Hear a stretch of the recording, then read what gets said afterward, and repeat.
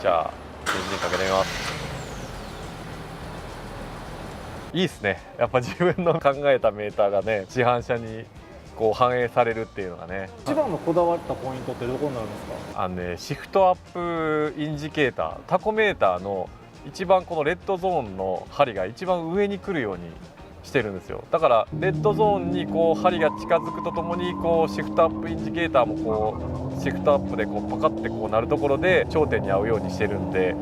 目線を動かさなくてもしっかりとシフトアップしやすくなる。もうどうしてもサーキット行くと視野が狭くなるんで、コースばっか見るとねなかなかこうメーターをこう見てパッてこう見返るのが大変じゃないですか。だからメーターの上の方だけをこう注目できるようにこの配列にしたんですよね。あとはスピードメーター。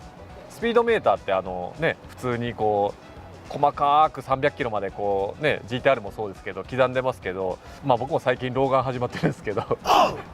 結構見づらいんですよ。でやっぱりスピードメーターって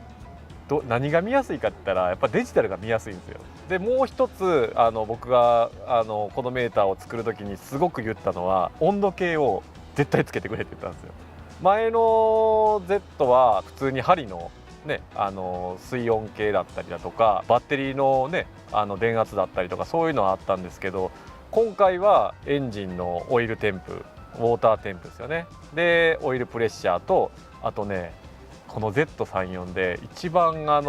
気にしなきゃいけないのはデフの温度です。でデフの温度計をつけてくれって言って、僕はもう一個こだわったのは、針だけだと分かんないじゃないですか。細かく分かるように数字とそのバーで分かるようにしてくれって言って再現してくれたのがこのメーターですね。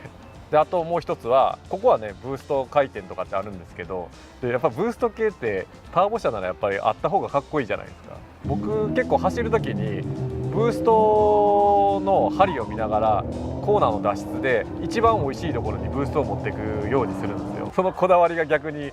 まあ反映されてるのは嬉しいですよね。